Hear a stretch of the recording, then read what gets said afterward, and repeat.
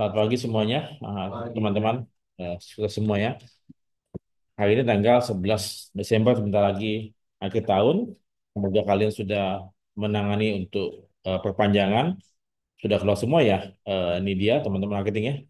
Sudah keluar semua ya. Dan diharapkan nasabah bisa segera memberikan konfirmasi sebelum sebelum 1 minggu sebelum itu, ya supaya kalian bisa memberikan konfirmasi perpanjangan kepada perusahaan asuransi. Ya, khususnya Tanto juga. Tanto kan kamu udah bagian apa rating kan? Jadi kamu mesti segera cari backup 100% untuk semua renewal di Desember. Ya, itu poinnya. Jangan sampai nanti miss kemudian terlewatkan. Ya, jangan sampai lupa tuh. Oke, saya akan coba ingatkan Mbak Dewi sama Mas Dwi ya. Oke, selamat pagi semuanya. Hari ini kita akan coba membahas soal-soal yang kalian sampaikan kepada saya, ya, pada kami semua, ya. Pertama dari Pita, ya. Pertama, bagaimana perusahaan asuransi Indonesia menangani klaim yang melibatkan pengemudi dengan SIM luar negeri yang tidak sah menurut hukum Indonesia. Eh, Setahu saya kalau SIM internasional, ya, SIM internasional itu berlaku secara seluruh dunia, ya, seluruh dunia. SIM internasional. Kalau dia punya SIM negara, negara beragam tentu tidak berlaku dan tentu akan di exclude ya, akan ditolak ya, kecuali dia pakai SIM internasional. Paham ya? Itu yang mesti ditegaskan kepada klien kita kalau ada expat yang bekerja di Indonesia, dia harus punya SIM internasional ya. Dan kalau misalnya dia nggak punya SIM internasional, dia mesti bikin di SIM di sini. Ya biasanya dia bawa SIM dari luar negeri, ya dari negaranya dia bikin aja di sini, ya. So nggak terlalu mahal ya. Oke, Elis, bagaimana cara menjelaskan kepada tetangga atas kenaikan premi yang terjadi saat ini jika di health itu ada kenaikan inflasi medis sedangkan klaim rasio masih cukup bagus? Oke. Nah, jadi ada dua hal yang katakanlah kalian bisa negosiasikan. Pertama, ada kenaikan harga apa obat ataupun harga biaya rumah sakit, ya, ada kenaikan. Sementara loss ratio bagus.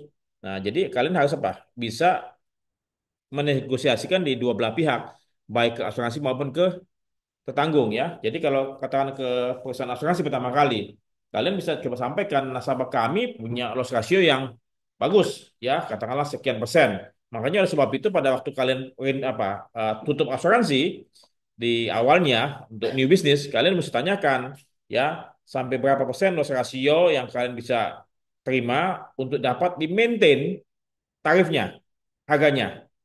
Ya, kalian coba negosiasikan pada asuransi. Kan ada persentase tertentu dari perusahaan asuransi, katakanlah misalnya loss ratio sampai dengan 60%, maka masih bisa maintain tarifnya. Ya, tidak dinaikin harganya kan? Begitu. Nah, kalau katakanlah misalnya ternyata loss ratio-nya masih di bawah 60, otomatis apa? Kita komit ya bahwasannya kalian tidak boleh naikin preminya. Ya, karena ini kan nggak ada urusannya dengan nasabah dong, betul nggak? Nasabah punya loss ratio, tapi harga obat naik, harga dokter naik, ya itu urusan urusan mereka kan itu loh. Ya, bukan urusannya si nasabah. Ya, nah kecuali nanti pada waktu perpanjangan renewalnya naik, ya, apa preminya tetap sama, tapi kan karena ada inflasi harga obat segala macam, tentu pak loss ratio naik kan, masih kan? Jadinya kan, betul nggak? Pada waktu dia klaim tahun berikutnya, pasti akan naik. Kenapa? Karena nanti harga obat, harga dokter naik segala macam, sehingga bukan 60% lagi, dia mungkin 80 atau 90%. Sehingga pada saat itu preminya akan di adjust begitu ya, paham ya. Jadi ada dua belah pihak yang kalian mesti negosiasikan kepada perusahaan asuransi berapa persen sampai tertentu sehingga dia tidak boleh naik ya, di cap ya. Nah kemudian kalau katakanlah misal ternyata dia sudah di bawah di masih di bawah 60% tapi inflasi harga itu naik, ya mungkin tahun depannya pada waktu dia perpanjangan pasti karena dia klaimnya mungkin 60%, tapi karena harga obat sudah naik pasti naik kan. Nah, pada tahun berikutnya lagi baru di adjust. Ya, nah kemudian untuk asuransi, semua asuransi lah bukan cuma kesehatan ya. Kalau bisa boleh di maintain, jangan katakanlah nasabahnya loss ratio jelek, kemudian preminya naik, kemudian dipindah.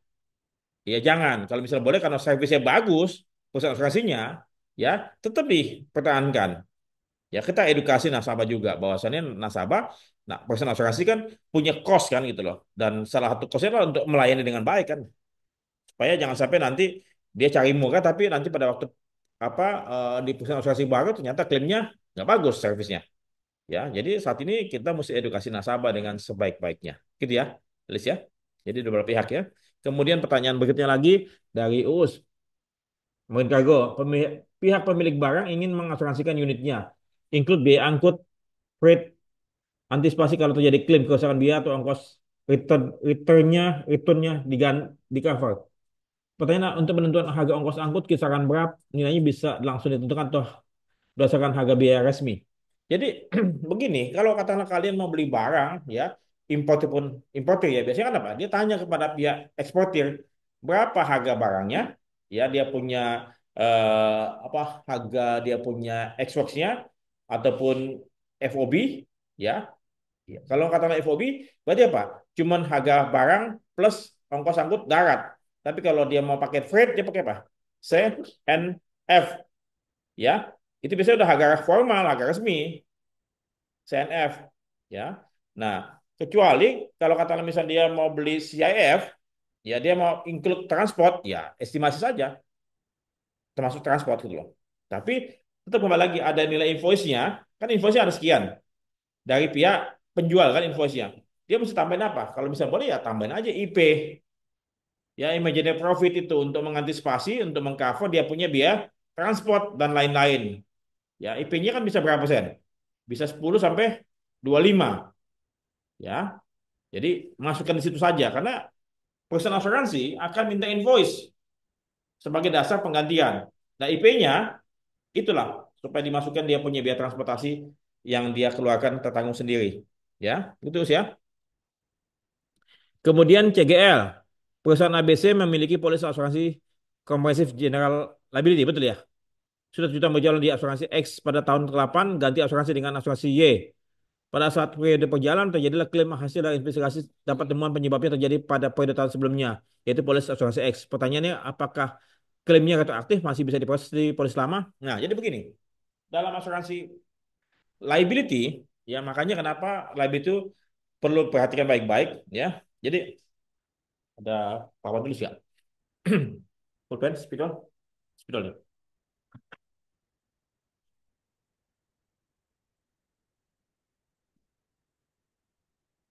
Masukin aja. Ya, masukin aja. Bisa dihapus, Kak. Di sini. Bisa dihapus. Di sini, Mas. Oh iya. Ya, ya, ada doa. Ya, ini liability ya. Iya, liability. Jadi, makanya pada waktu nanti kita, oke, supaya Semarang, Semarang, Surabaya juga bisa lihat ya. Menghapus sih mana? Tisu aja, tisu aja.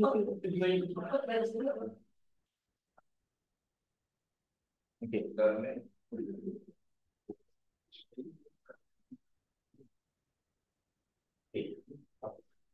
Wah, tidak mampu. Oke, tutup aja tuh, tutup. Tutup aja tutup. Lu ini sebenarnya. Oke,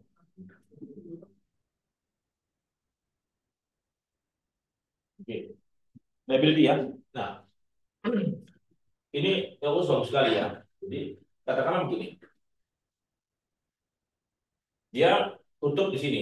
Katakanlah liability apa saja, ya jenis liability. Katakanlah asuransi professional liability ataupun public liability ataupun product liability apa saja, ya. Dia katakanlah dia baru tutup di sini. Ini inception, ya. Dia boleh nggak dia cover di belakang hari ini? Katakanlah 1 tahun atau mungkin 2 tahun. Boleh nggak? Boleh aja. Sepanjang pada waktu di inception ini dia tidak tahu, belum ada laporan klaim tentang ini, ya bisa saja. Jadi dia bisa cover ke sini ke belakang, sepanjang dia belum ada laporan, ya.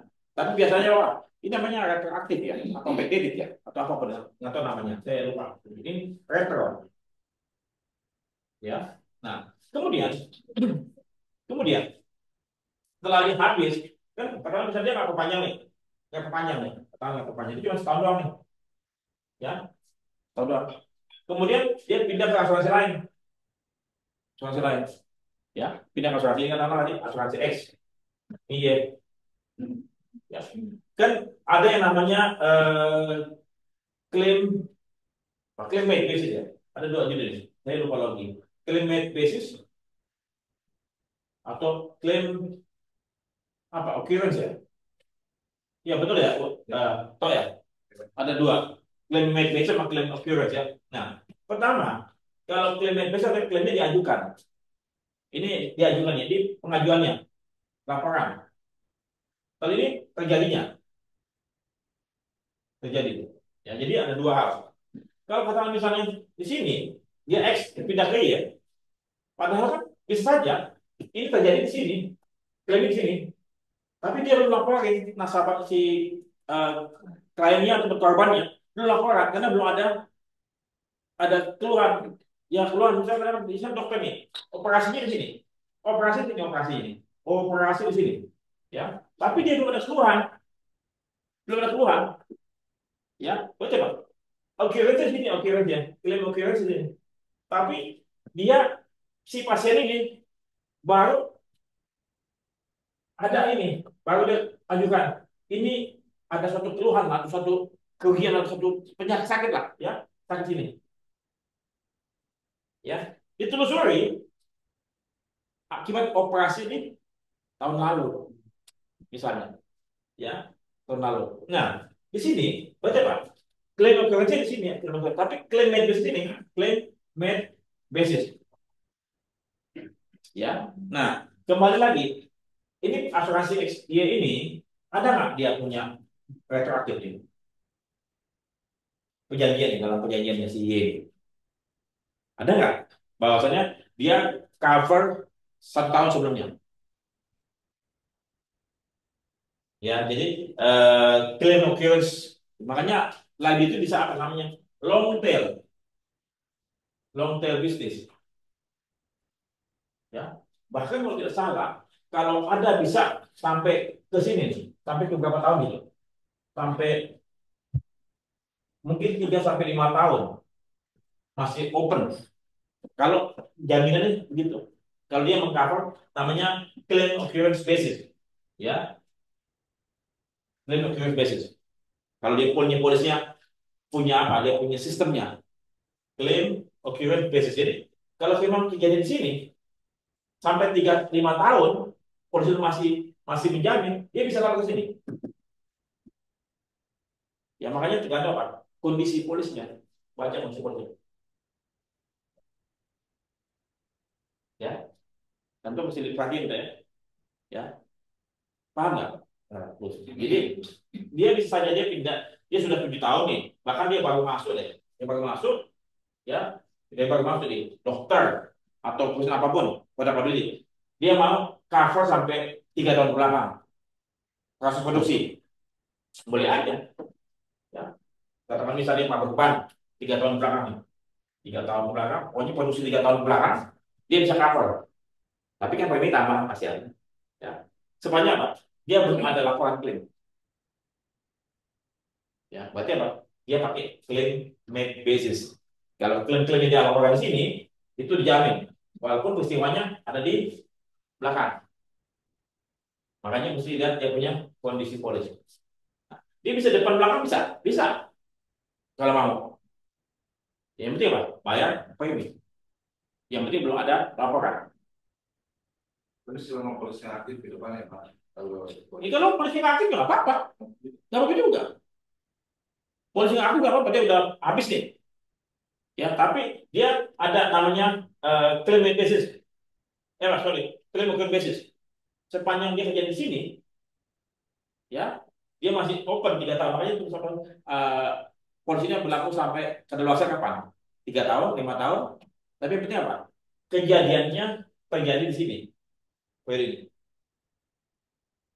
Katakan misalnya dia pabrik obat, ada batch berapa? Ya, sampai batch berapa? Ya, ternyata obatnya obat sini produksinya gagal. Berarti apa? Claim occurrence. Ya, kan claim medis ini udah nggak bisa dilakukan kan nggak bisa lakukan claim medis kan. Tapi film film terjadi pada service di sini. Ya, bisa dari ke belakang, bisa ke depan. Mesti dibicarakan, ya, mesti didiskusikan dengan Oh, misalnya dia kalau lagi itu pasti berapa tahun ke depan gitu ya. Nggak mungkin sampai dia doang gitu. karena kalau misalnya gini, dokter habis operasi, emang bisa langsung besok langsung meninggal, belum tentu. Atau meninggal asbes, kan ini asbes ya, itu kan bisa buat paru-paru ya, itu bisa bertahun-tahun kemudian, ya. Jadi dia ada namanya employer stability, ya, employer stability. Jadi bekerja sebagai apa pegawai di pabrik asbes, tidak diberikan APD yang memadai. Kemudian setelah dia pensiun, dia sudah berhenti bekerja, ditenggarai bahwasannya dia punya sakit paru-paru ini akibat pada waktu dia bekerja di pabrik asbes. Itu bisa tuntut, ya. Tapi berarti kalau gitu dia nggak bisa ke apa asuransi yang ya berarti apa ya? Bisa dia kalau ternyata dia Nggak punya, bisa. bisa juga dia, bisa juga dia. Makanya kalau kata dia di sini cuma hanya klaim med basisnya, klaim basis, dia pakai single klaim basis nih, ya berarti sudah selesai dong. Kalau nggak ada peristiwa klaim kan, nah di sini, ya, berarti kan apa? Dia klaim med basis kan, kalau dia pakai klaim med basis nih, nih. Kalau klaim basis dia nggak bisa, udah lewat kan, berarti di sini. Tapi harus lihat backdate berapa, berapa tahun, ya, berapa tahun retroaktifnya, retroaktifnya sampai berapa tahun. Dan yang penting apa? Tidak ada laporan klaim yang dibuat, belum ada report, ya, clear ya. Mudah-mudahan ya sedikit demi sedikit. Oke,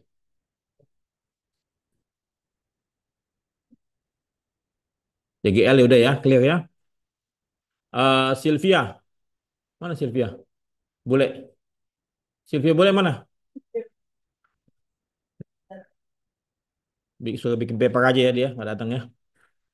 Oke, bagaimana asuransi menangani klaim yang untuk kejadian yang ambigu atau sulit dibuktikan seperti kerusakan akibat force major atau kehilangan barang tanpa saksi? Force major kan peristiwa-peristiwa yang kayak gempa bumi, banjir, ya, perang, ya. Nah, itu katakanlah misalnya tadi ada perampokan atau pokoknya force major lah. Kemudian apakah bisa dibuktikan tanpa saksi? Sepanjang kalau katakanlah kita punya klaim, ya, klaimnya apa?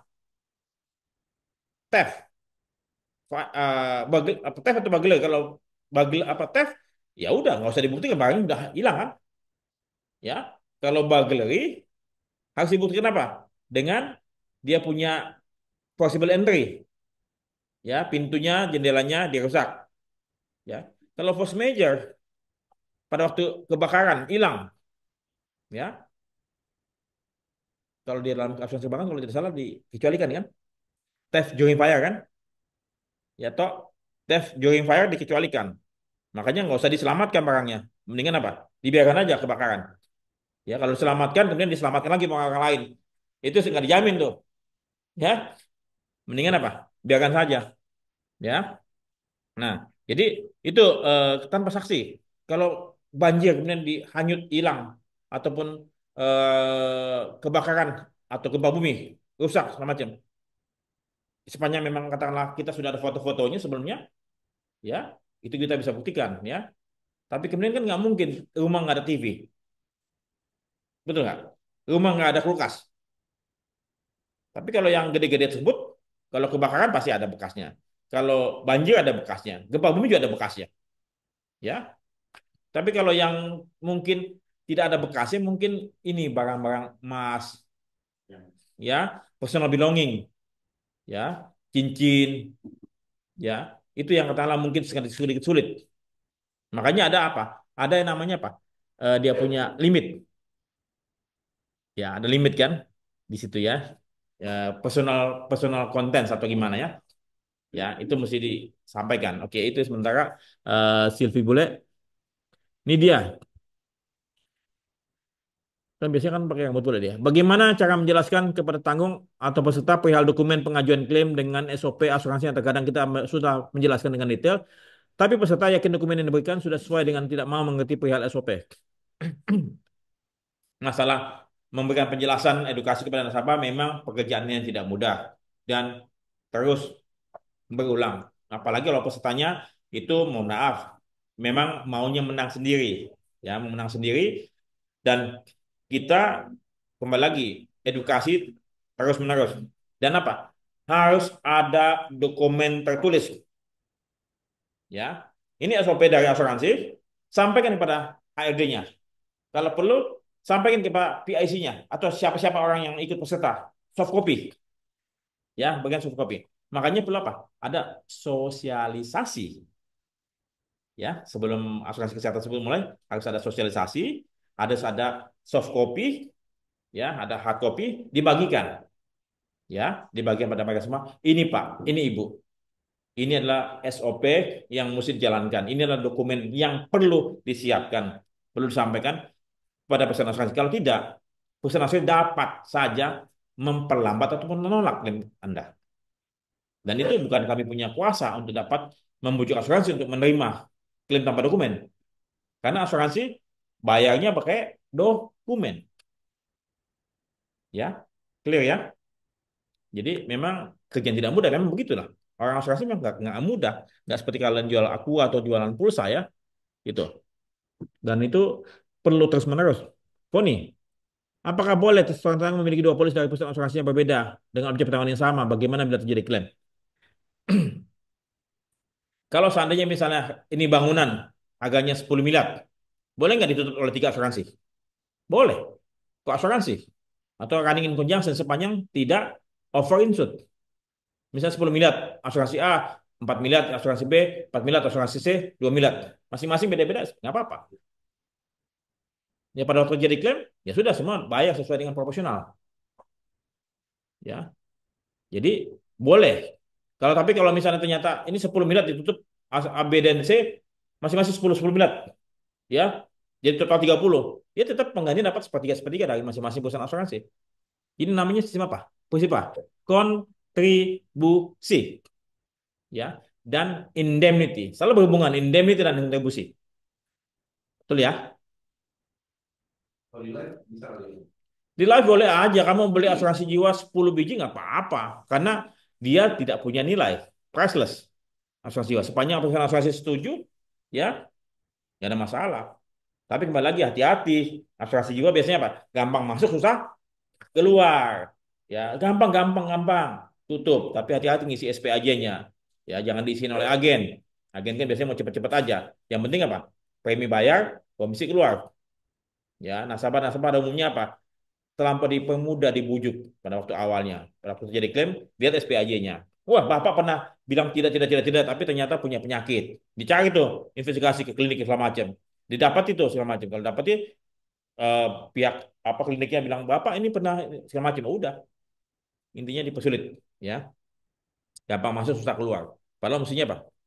Susah masuk, gampang keluar. Karena apa? Sudah lemes. Oke, Pak Hri. Tertanggung telat lapor dan melebihi loss notification 30 hari dan periode polis sudah berakhir. Apakah klaim dapat diproses atau diterima?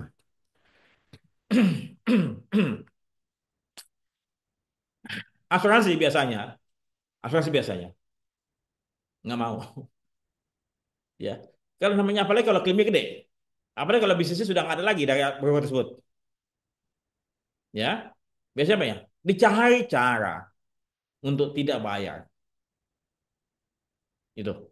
Ya, jadi oleh sebab itu kalian harus mengedukasi nasabah.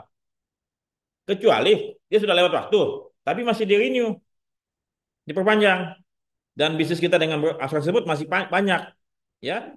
Kemudian cari tahu mengapa nasabah terlambat melaporkannya.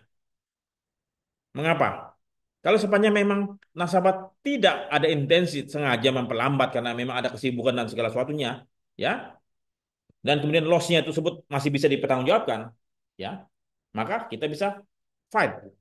Utmost good faith, ya. Walaupun terlambat 30 hari, tapi kalau kata misalnya nasabah memang tidak ada intensi apapun dan mungkin pada satu tidak bisa melaporkan sedang di luar kota atau sedang dalam terkapar sakit segala macam, ya. Tujuannya untuk loss notification apa sih tujuannya? Apa tujuannya? Supaya perusahaan asuransi punya waktu investigasi, survei, Kemudian pertama, kedua apa? Supaya klaimnya tidak meningkat.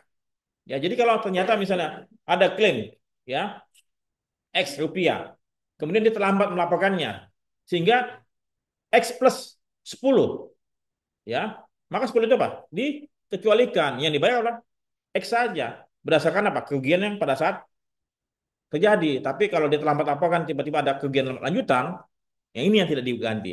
Misal contoh ya, tabrakan ya, kemudian berkarat itu semua mobil. Karat kan nggak ada hubungan dengan tabrakan kan? Maka yang tabrakan yang rusak akibat penyok itu ganti, tapi karatannya enggak. Itu ya. Atau kecelakaan mobilnya tabrakan, kemudian dia telat lapor. Ada barang-barang yang hilang lagi, ya. Maka yang tadi hilang nggak diganti.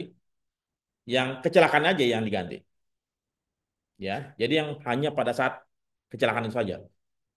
Oke. Kemudian tentang sudah bayar premi kepada broker, tetapi broker atau agen belum bayar premi ke asuransi. Jika terjadi klaim, apakah bisa diproses klaimnya oleh asuransi? Jika tidak, bisa kerugian tanggung asuransi. Oke, kejadian sama juga dengan kita, ya. Tetanggung sudah bayar pada kita. Kita bukannya tidak mau bayar, kita miss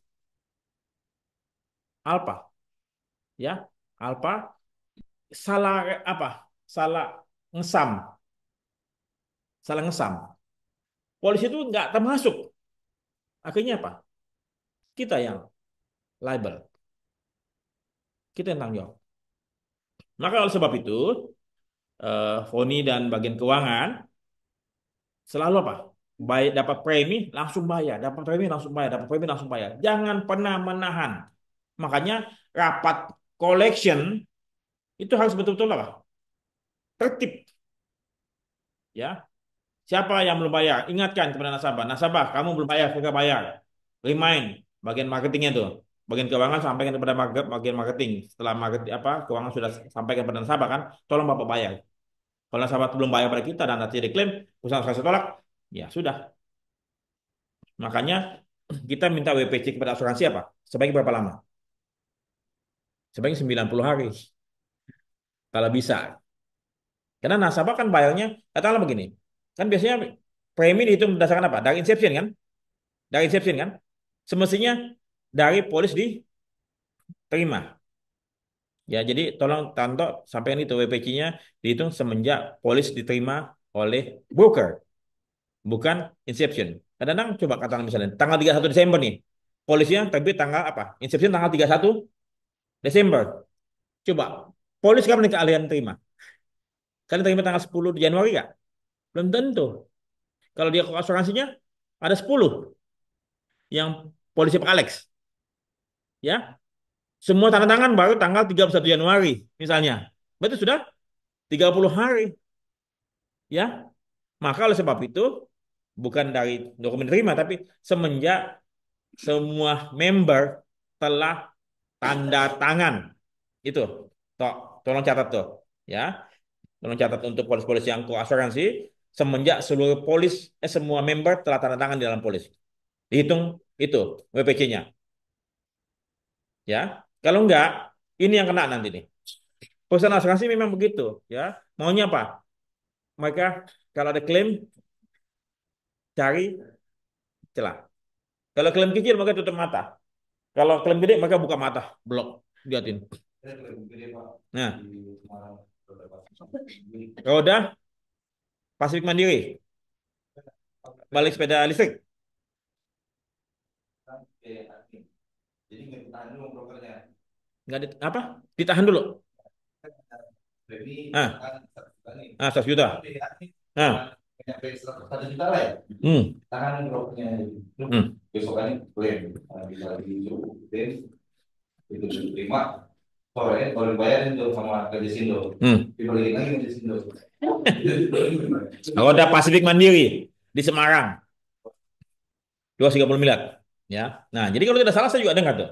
Ya, katanya Agustus dia punya periode polisi ya. Agustus. Kemudian nasabah bayar di November. November. Ya, November. Tanggal ya awal lah ya. Kemudian brokernya belum bayar karena tadi masalah admin, ya. Dan nggak diinformasikan bagaimana lah, saya nggak tahu lah. Mestinya segera dilaporkan kan. Nah, makanya tahun ini jadi pelajaran penting juga nih buat angin keuangan. Kalau masalah yang receh-receh gitu, ya sebagai apa? Tutup dulu. Masalah kekurangan dari nasabah kan bisa ditagih belakangan kan, betul nggak? Takutnya masalah kayak begini, apalagi nasabah sudah terlambat bayar. Kalau contoh ya, nah, ini inception, inception ya, inception. Oke, ini kan WPC-nya habis nih, ya, katakanlah bisa 60 hari. Nasabah bayar di sini, ini nasabah bayar. Oke, kalau nasabah bayar di sini, ya terjadi klaim di sini, ya bukan salah kita dong, ya. Tapi kalau katakanlah nasabah bayar di sini, kemudian kita belum bayar, ya, kita baru bayar apa? Bayar dan di sini ada klaim, dan kita baru bayar di sini, ke asuransi, ini broker bayar, selesai, selesai. Mau dibawa ke pengadilan macam manapun juga, ya selesai. 230 miliar. Broker modalnya berapa? Modalnya berapa? Broker 3 miliar. Mau jual cancut siapa? Langsung apa? Bar. Ya, jadi kalau untuk masalah yang tadi premi apa admin segala macam, tolong segera dibayarkan saja. Ya, 1 juta 2 juta bayarkan saja. Tinggal nanti kita tagih belakangan ya. Ya, kalau kata tadi misalnya dia dia nasabah bayar di sini, dia langsung bayar di sini, ya, dan di sini aman, ya, betul aman ya, itu loh. Roda Pasifik Mandiri. Oke, jadi itu terima kasih toh atas tambahannya. Jadi sekarang Mita, kenapa Mita terlambat? Hah, bangun siang. Aduh, ini mungkin sama-sama bangun siang kali. Aduh, di sana bangun siang, di sini bangun siang maksud saya gitu loh. Bagaimana jika terjadi klaim par akibat dari tetangga sendiri? Misalnya tetangga melakukan pembongkaran pemasangan aksesoris mobil lalu terjadi korsleting, lalu berakibat rumah tetangga ikut kebakar. Apakah seperti itu kerugian dapat di cover asuransi? Bagaimana Tanto? Bagaimana jika tertanggung dalam property all risk?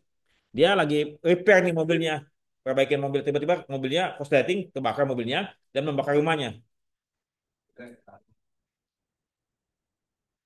Rumah ditanggung, mobilnya.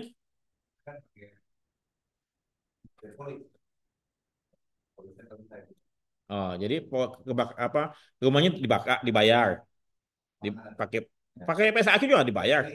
Ya dibayar kan. Mobilnya pakai PSKB dibayar apa enggak? Mobilnya dibayar enggak? Dia lagi servis kebakar gitu, bayar. Lagi servis sendiri, lagi tune up sendiri lah gitu. Ada nggak kebakaran nggak? Nggak ada pengeluaran jalan kan? Tapi ada jaminan nggak? Gitu. Kebakaran, tapi nggak jelas juga kan? Ya, tapi yang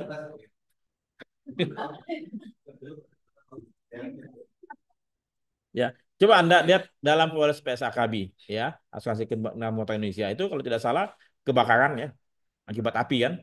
Tapi bisa akibat dari bangunan yang menyambar ke mobil atau akibat mobil itu sendiri kan. Gitu loh. Sepanjang memang tidak ditujuan dibakar, ya itu bisa ya. Gitu minta ya. Isna, jiwa. Bagaimana perusahaan asuransi menentukan kondisi yang dianggap sebagai kondisi penyakit tertentu dalam polis jika kondisi tersebut baru terdiagnosa setelah polis aktif? Apakah polis tersebut dapat otomatis batal? Jadi apa? Pre-existing condition. Maksudnya gitu. Ya, jadi gini. Ini mesti kalian mesti pahami ya dalam asuransi jiwa. Pre-existing condition. Apa ini maksud dengan pre-existing condition? Sesuatu kondisi tubuh kesehatan yang sudah diketahui, sudah dipahami, sudah diketahui oleh siapa? Tertanggung. Dan itu apa? Dikecualikan dalam polis asuransi kesehatan maupun asuransi jiwa kecuali ada penjelasan bahwa itu di cover kan, ya, secara otomatis pre-existing condition itu tidak dijamin. Tapi kalau ada penjelasan bahwa pre-existing condition dijamin, ya, tapi menunggu waktu berapa lama, misalnya 6 bulan atau setahun, atau kalau misalnya dia sudah punya polis sebelumnya, asuransi kesehatan, maka dia otomatis di cover tanpa adanya exclusion daripada pre-existing condition. Ya makanya mesti baca lagi pada polisnya kan. Tapi kalau dia baru mulai, maka semua pre-existing condition tidak dijamin. Kecuali sebutkan akan dijamin setelah 6 bulan polis aktif. Ya. Namun kembali lagi, apakah nasabah tahu nggak itu pre-existing condition dia? Dia tahu nggak bahwa dia punya penyakit jantung? Dia tahu nggak dia punya penyakit apa diabetes? Dia tahu nggak dia punya penyakit X, Y, Z? Kalau dia tidak pernah melakukan pemeriksaan medical check up ataupun pemeriksaan di lab ataupun di klinik, dia nggak tahu apa-apa. Kalau dia nggak tahu artinya apa? Ya nggak diganti dong. Ya, makanya oleh sebab itu ada kelebihan dan kerugiannya kalau misalnya kalian melakukan medical check up di klinik ataupun di lab, ya. Kalian akan tahu kan?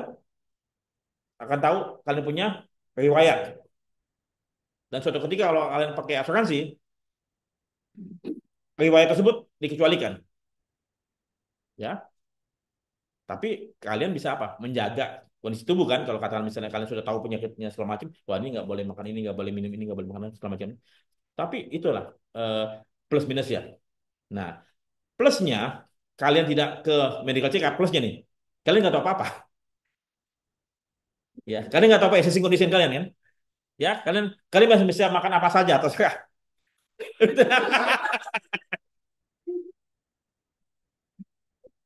Artinya apa? Kalian boleh makan apa saja, besok mati sudah, amin saja kan gitu loh. Dan kalian kalau beli asuransi jiwa, nggak ada namanya pre-existing condition karena kalian tidak pernah tahu, ya. Nah, kalau kalian bisa fight itu, nasabah nggak tahu, nggak pernah tahu, nggak pernah melakukan check up, ya. Dia punya mengeluh-mengeluh, ya mengeluh-mengeluh tapi dia nggak tahu. Mungkin dia berdebar-debar ya, mungkin karena dia jatuh cinta ke atau mungkin sedang ada sesuatu ke atau gimana kan nggak tahu kan? Betul ya? Begitu ya, Isna. Alivia, siapa Alivia?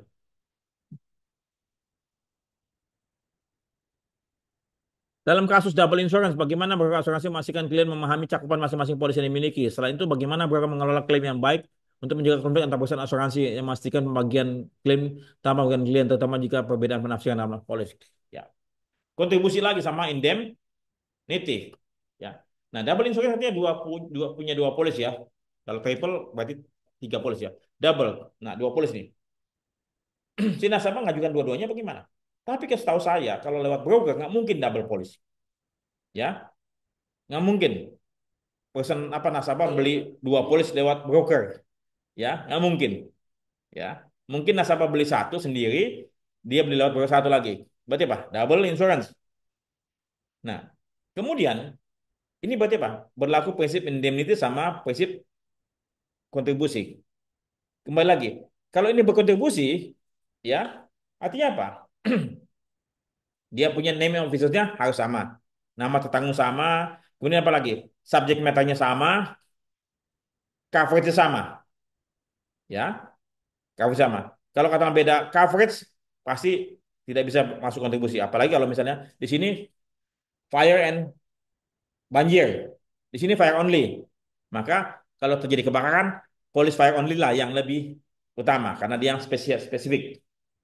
Ya makanya kalian mesti pelajari lagi prinsip-prinsip asuransi secara detail. Ya, kapan itu berlaku kontribusinya. Jadi kalau misalnya ternyata dua-duanya sama persis, maka berlaku kontribusi. Kalau sama persis dua-duanya. Ya. Tanto tahu kan ya? Tahu ya? Oke. Fakri juga tahu. Kiki juga mesti tahu nih. Tapi kalau nanti mesti dirotasi kali. Pon, bagian klaim pindah ke marketing, bagian marketing pindah ke bagian klaim kali ya. Dirotasi kali ya. Grace main lagi. Dalam AJK, apabila pemegang polis ataupun debitur kehilangan penghasilan akibat PHK atau cacat karena kecelakaan, apakah klaim asuransi bisa diproses? Tergantung jaminannya. Kan asuransi jiwa kredit kan? Kan asuransi jiwa kredit pada umumnya standarnya dulu ya, standar dulu ya. Adalah kalau kata misalnya dia mati, dia nggak bisa bayar cicilan kreditnya, maka barangnya lunas, rumah kan.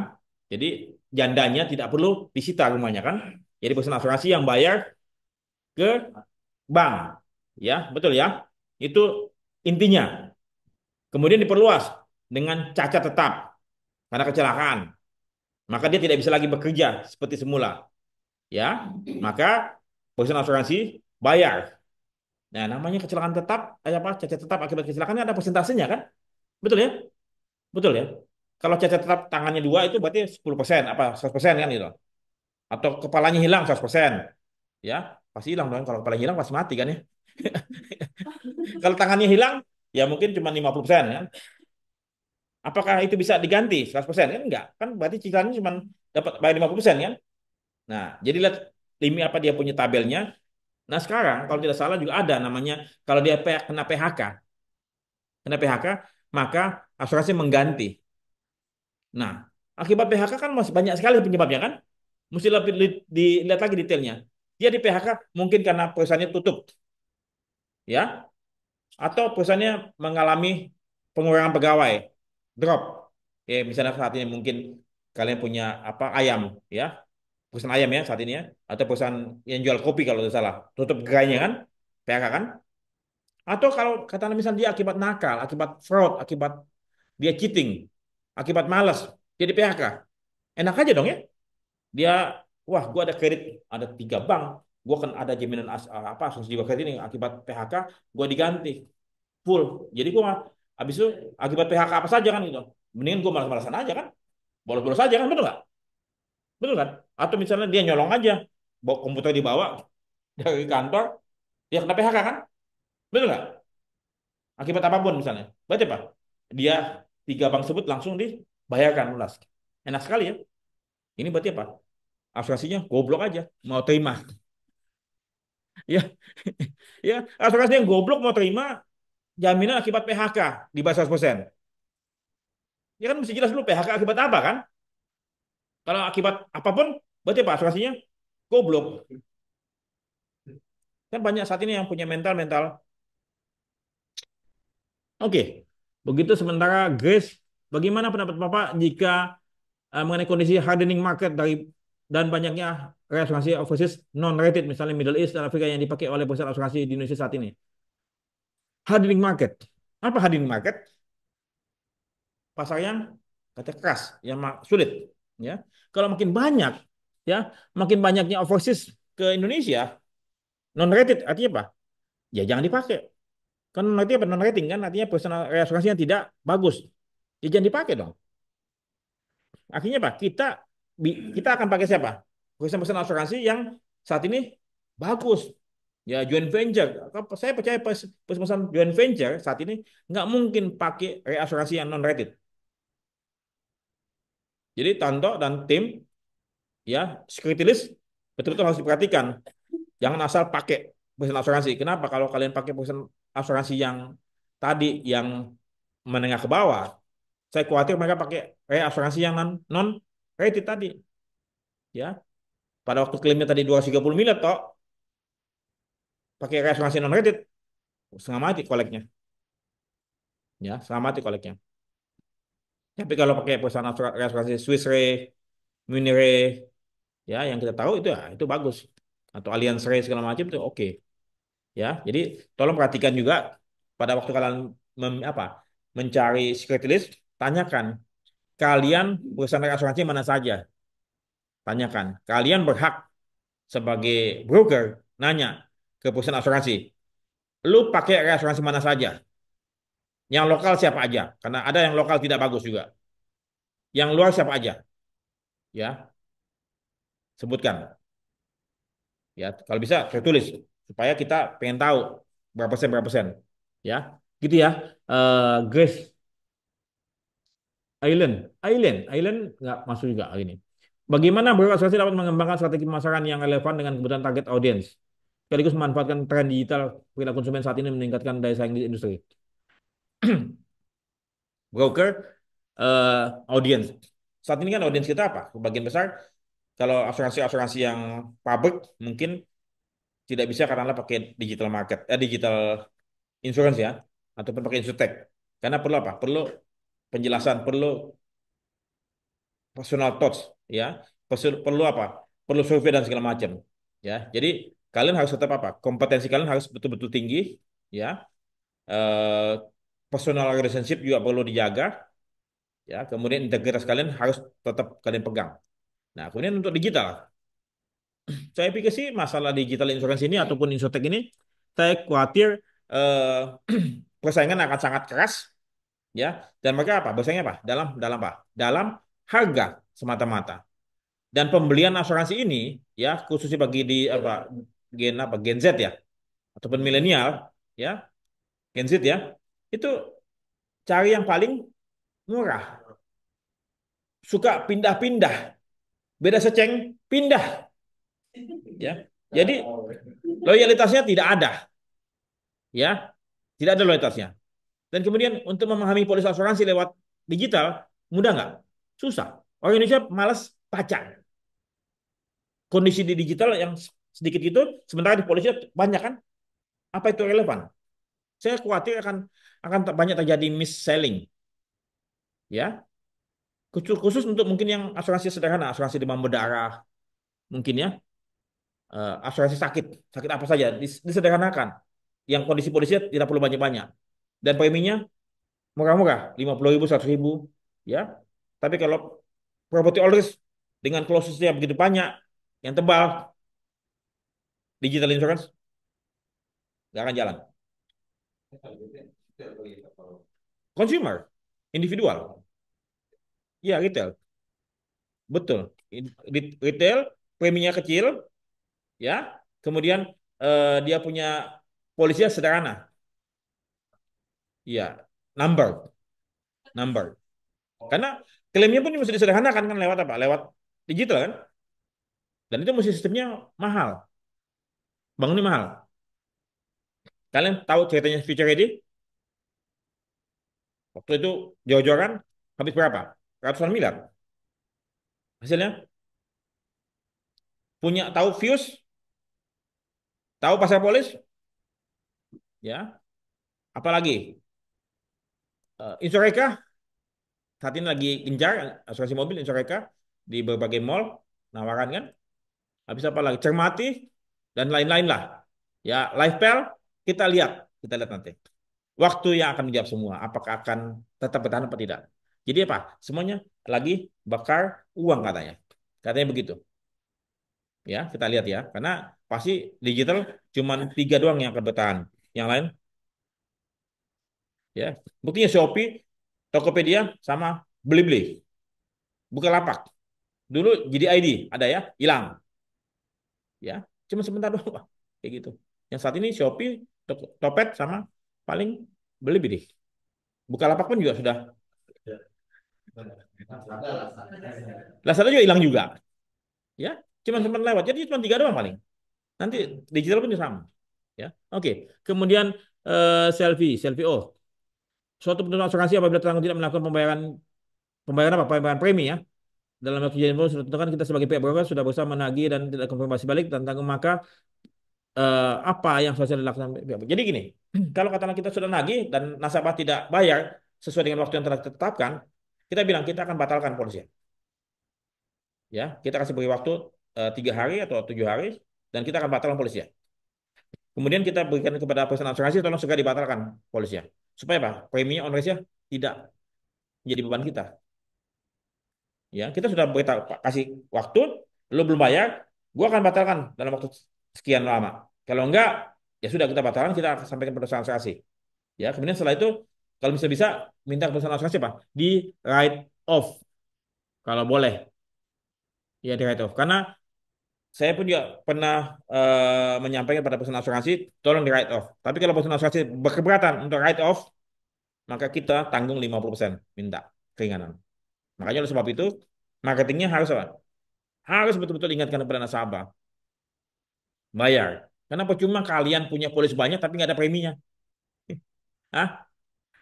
Kalian jualan polis nih, jual segala macam. Tapi preminya nggak terkolek. Nggak ada gunanya. Ya, kerja 2 kali. Paham ya? Linda, eh, Bagaimana broker asuransi menghadapi klien baru yang kurang terbuka dan dalam memberikan informasi dan kurang support dalam proses survei lokasi risiko. Sedangkan objek pertanggungan termasuk high. Kalau nasabahnya tidak mau terbuka, tidak mau kooperatif, sementara data tersebut kita perlu dapatkan, artinya apa? Dia tidak ikhlas, tidak mau, ya sudah. Daripada kata kita salah tutup, informasinya miss, kecuali nih, kita minta asuransi datang, survei. Ya, ini belum tutup polisi ya, belum on risk ya. Datang survei, silakan survei. Perusahaan asuransi apa adanya. Lu bisa tutup apa enggak? Kalau bisa tutup, oke. Kalau enggak, jangan. Gitu aja udah. Jadi ajak perusahaan asuransi untuk melakukan survei dan kemudian perusahaan asuransi yang tetapkan mau tutup atau tidak. Ya, jangan kita yang survei. Kalau kita yang survei, datanya terbatas, kita sampaikan pada asuransi, ada suatu hal yang perlu kita sampaikan, ternyata tidak ada, percuma. Ya, mendingan kita nggak usah tutup, atau sebaliknya perusahaan asuransi yang datang survei, kemudian tanyakan, lo mau tutup apa tidak? Kalau mau silahkan, kalau enggak. Jadi jangan sampai katakanlah kita terima nasabah yang kita tidak pahami perilakunya, tidak pahami dia punya moral hazardnya dan segala macam. Ya, karena kita nggak mau menyimpan duri dalam dagingnya ataupun buang waktu. Begitu Linda. Kiki, masih banyak waktunya. Oh, masih ada 7 menit lagi. Kiki, eh, apakah termasuk moral hazard jika kalian memiliki dua undangan dan dengan jenis yang berbeda dengan case kemudian lo dapat kesukaan dijadikan pihak TPL dan nggak ada masalah. Dia mau beli dua polis, misalnya dia beli polisnya di TLO sama TPL, misalnya komprehensif nggak ada masalah. Sepanjang pada waktu dia terjadi klaim, dia klaim salah satu saja kan, yang sesuai dengan polisnya gitu. Kalau misalnya dia klaim dua-duanya, ya kalau ketahuan ya itu fraud kan, itu ya. Tapi kita mesti sampaikan pada nasabah, ngapain lo beli polis dua, ya, premi double, mendingan dibatalkan salah satu, yang ini diperluas. Hah? Ya, kayak begitu mesti kalian sebagai broker mesti memberikan advice yang baik. Rosdiana, bagaimana bro dapat membantu klien memahami dan memitigasi risiko dengan dari moral hazard? Di mana perilaku klien dapat meningkatkan prosedur. Nah, Ros, ini moral hazard masalah perilaku, bukan perilaku, masalah dia punya sikap, sifat, karakter. Ini susah ya, namanya moral dari dalam. Kata dia tanda petik punya sifat yang cheating, fraud, ya. Kita mau mitigasi, kita mau kasih ajaran, Pak. Bapak jangan suka nyolong.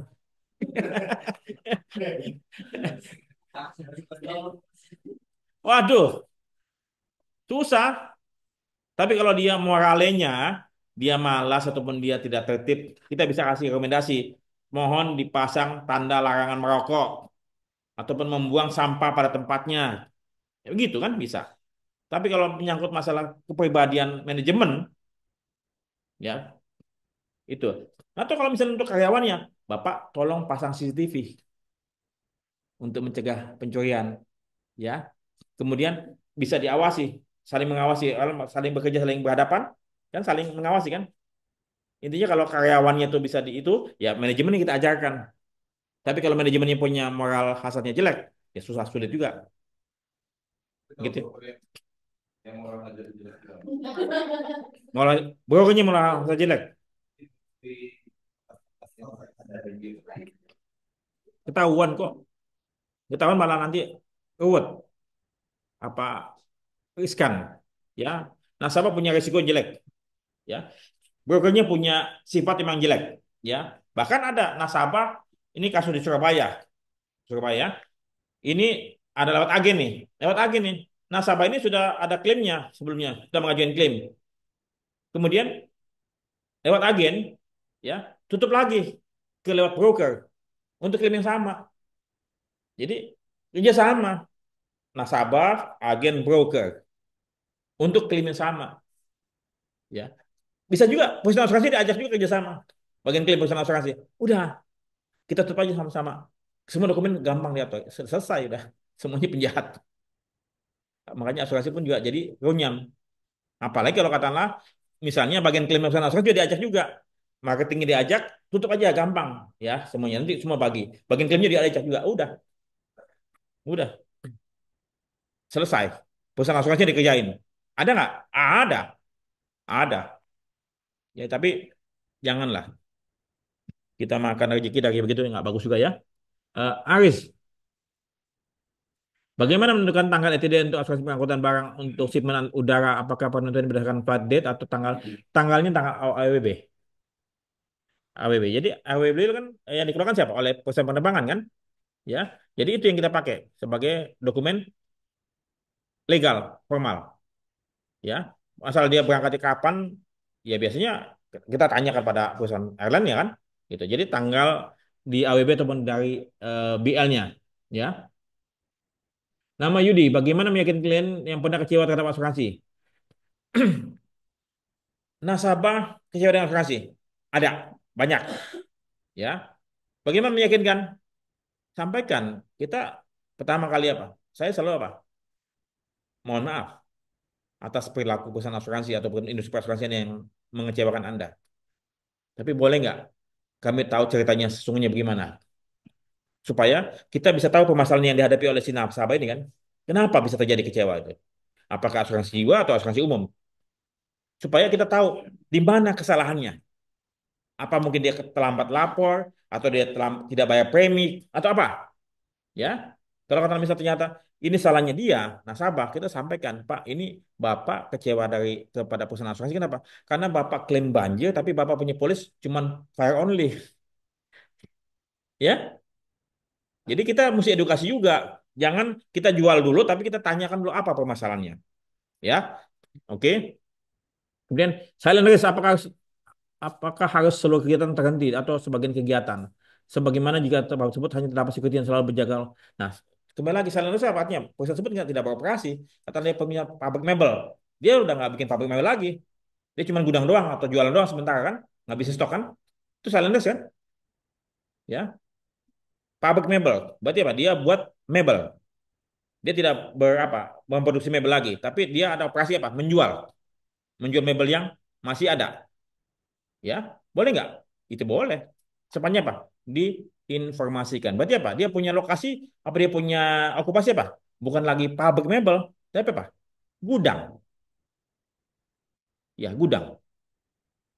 Ya, begitu ya. Yud. Kemudian selain moral hazard, tertanggung risiko terbesar yang apa terdapat dalam silent risk sehingga banyak asuransi menghindar dalam silent. Risiko apa yang terbesar? Moral hazard, apalagi? Ya, penjualan dari eh, mungkin kalau barangnya apa ya? Kalau barangnya besi, nggak ada mungkin dicuri ya. Hah? Ya berarti moral hazard juga kerjasama dengan orang security, ya. Ya, jadi kembali kalau misalnya dari moral hazard berarti apa? Mesti ada yang menjaga kalau barangnya masih berharga. Ya, mesti ada yang seperti yang tadi 24 jam ya dan masih dipasang CCTV ya supaya ketahuan. Makanya kenapa perusahaan asuransi tidak mau? Karena kita sebagai broker tidak bisa mengedukasi si nasabah. Nasabah sudah berasuransi apa? Dia tidak udah lepas dah. Yang penting gua ada asuransi kan. Dia tidak mau tetap menjaga. Ya, salahnya begitu. Padahal kalau kita berasuransi tetap kita harus apa? Tetap care ya, tetap aware dengan kita punya barang gitu loh. Ya, jangan sampai nasabah sudah berasuransi dia lepas semuanya. Ya, nggak bagus juga, nggak boleh. Ya ini, tinggal dua lagi ya. Ya ini, dalam permohonan surety, jaminan pembayaran syarat utama ada 100% cash kolateral. Bagaimana menjelaskan klien terkait dengan kolateral ini karena banyak klien yang menolak atau terhadap keberatan sehingga mereka batal. Ya, jelas dong. Gua kayak apa beli bonding kolateralnya 100% cash. Ya, kalau misalnya gua gagal, gua punya cash ditarik. Ya, jadi berarti apa? Si nasabahnya punya apa? Nggak yakin. Nasabahnya nggak yakin bisa melakukan tugasnya dia. Ya, kalau dia yakin, berarti apa? Nggak ada masalah dong. Dia kalau tekannya 100% kan? Betul kan? Tapi masalahnya kalau katakanlah tadi cash dia mau pakai buat operasional, overhead dia. Makanya perlu apa? Ada cash sebagian, ada kolateral yang aset lain gitu loh. Mesti dibicarakan juga gitu loh. Ya, karena nasabah juga tidak mau. Kenapa? Karena duit tersebut dipakai buat bayar pegawai, buat beli bahan-bahan segala macam kan gitu loh. Kalau ditahan, berarti dia nggak bisa pakai kan? Dia nggak bisa pakai. Jadi ada sisi yang katakan kita mesti edukasi. Kalau misalnya boleh Pak, jangan cuma cash doang. Kalau bisa boleh, ada nggak aset yang lain untuk nambah? Ya, karena biasanya nasabah dana bisnisnya katakanlah 100 miliar, ya itu yang dipakai buat operasional kan. Kalau dipakai itu doang untuk di freeze, nggak bisa dipakai, artinya apa? Dia nggak bisa beroperasi. Oke, Karina terakhir. Bagaimana jika terdapat kendala pada saat penutupan dengan okupasi high risk yang tidak semua asuransi bisa diakses karena kendala titiknya, namun hanya ada salah satu asuransi lokal yang bisa cover risiko tersebut. Nah, tapi asuransi lokal tersebut Pak, banyak isu dari Maret. Ya jangan, mendingan sekali lagi nih, kalian punya risiko nih, apapun itu, kalian harus pastikan dapat dijamin 100% oleh perusahaan asuransi yang kalian percaya bisa bayar klaim dan punya reputasi baik. Kalian punya risiko jelek, katakanlah ini, ya asuransi bagus-bagus nggak mau, tapi hanya asuransi satu doang nih yang mau terima 100%, ya terima. Kalian bisa tutup bisnisnya, tapi dia nggak bisa bayar klaimnya. Mau? Enggak lah. Karena kalau kalian salah nutup ke asuransi yang tidak bayar klaim, itu tanggung jawab siapa? Broker. Broker bertanggung jawab terhadap penutupan ke asuransi yang bermasalah. Makanya mengapa kita punya fee memang harus besar, itu pantas. Kenapa? Karena kita harus menseleksi perusahaan asuransi yang mana yang terbaik. Katakanlah A, B, C, mana yang terbagus? A doang kita pakai. Udah, yang B, C buang. Karena kita bertanggung jawab terhadap A ini kan. Kalau misalnya kita salah milih A, ternyata A ini juga bankrupt, selesai. Pernah suatu kejadian kan?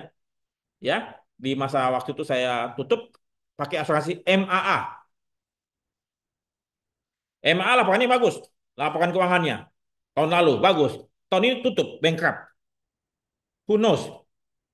Kok bisa tiba-tiba mereka bagus kok tutup? Apakah laporan keuangannya palsu? Siapa yang mengaudit laporan keuangannya mereka? KAP. Mestinya apa? KAP dan mungkin juga regulator kan yang bisa akses kan? Kok tiba-tiba bangkrut? Akhirnya apa?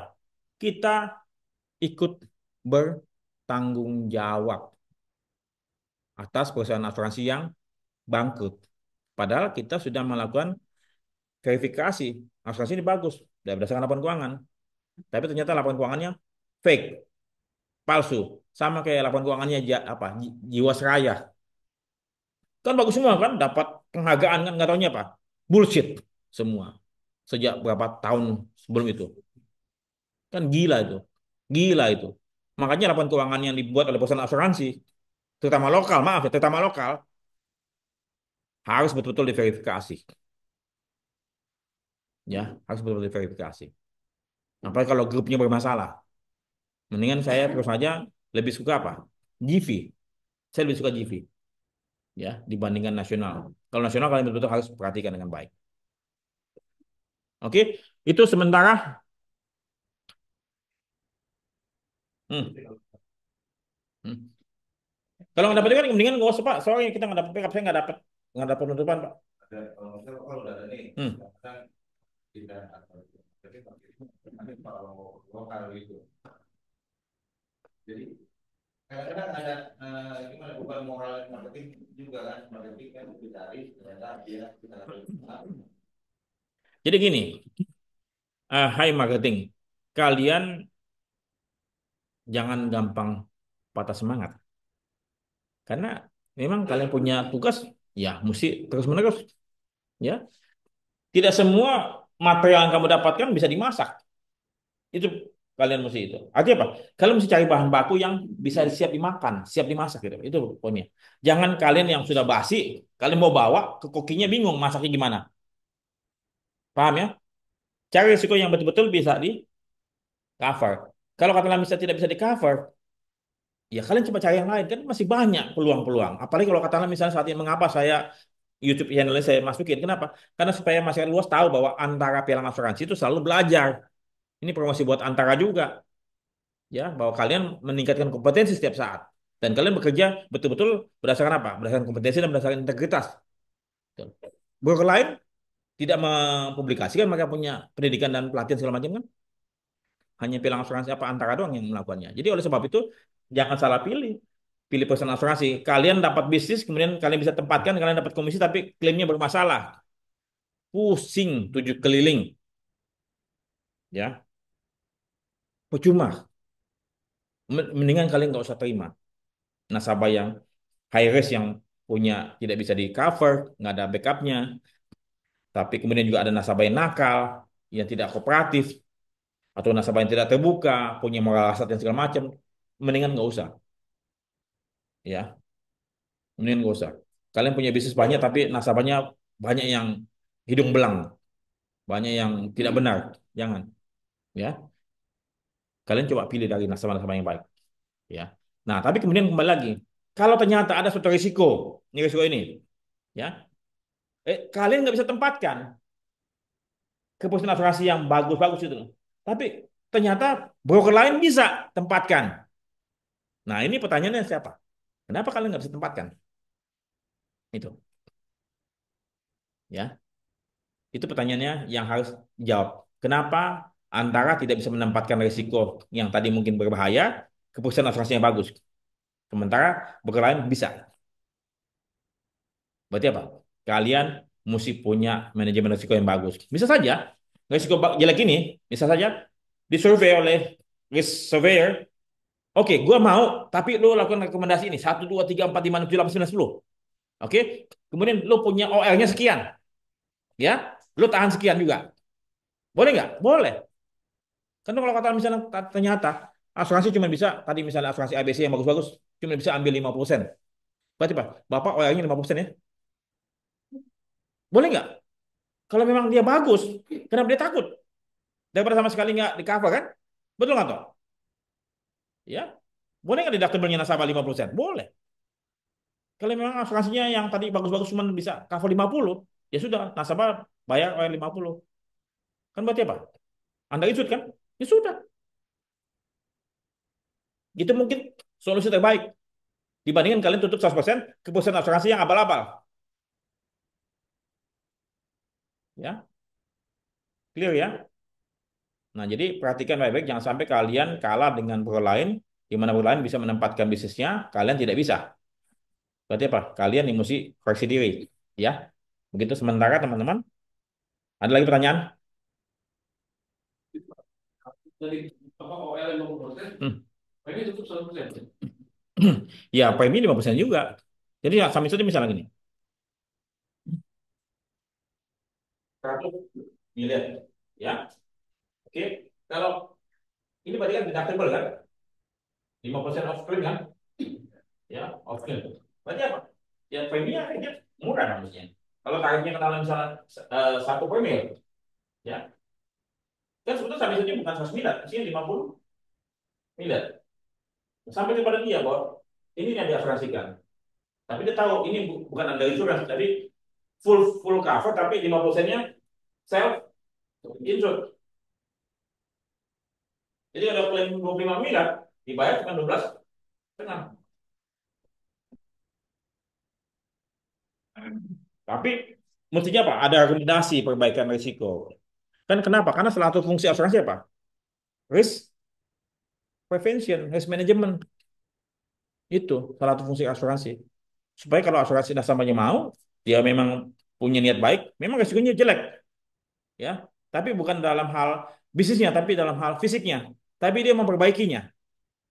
Dia memperbaiki dengan cara apa? Fire protection-nya, dengan housekeeping-nya, dengan instalasi segala macam diperbaiki, ya udah, itu yang diperbaiki. Ya kalau bisnisnya bagus, lambat laun apa? Nasabah, apa asuransi mau 100% kan?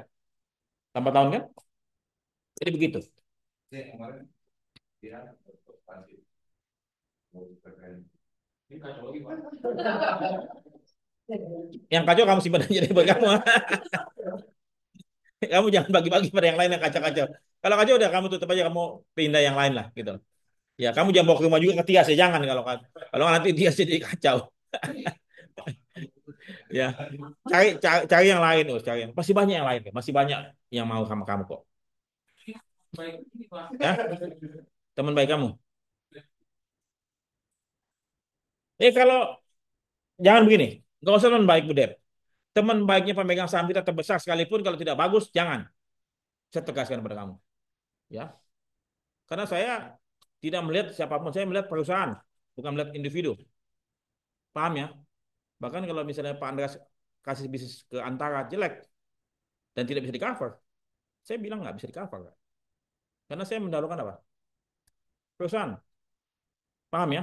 Kalau kamu menerima, ya, dan bos kamu maksain kamu, ya, kamu bilang sama tante, ya, bilang sama saya nggak mau, apa? Kita punya pribadi lebih lebih tinggi kepentingan dibandingkan perusahaan. Enggak, perusahaan lebih tinggi. Paham ya? Kepentingan perusahaan lebih tinggi dibandingkan kepentingan kita semua. Paham ya? Kalau satu masalah, nanti kan kita semua kena masalah. Susahnya semua kita semua. Paham ya? Jangan jangan kita membawa masalah ke dalam perusahaan ini. Jangan. Jadi bilang sama Mbak Dep, mohon maaf ya Mbak Dep, ini pesannya Pak Freddy. Ya. Hah? Oke, kita kan kerja buat perusahaan ya. Ya, untuk masa depan kita ya. Ya. Gitu sementara teman-teman. Terima kasih banyak. Sampai jumpa ya. Thank you. Bye-bye. Thank you, thank you, thank you. Terima kasih Surabaya.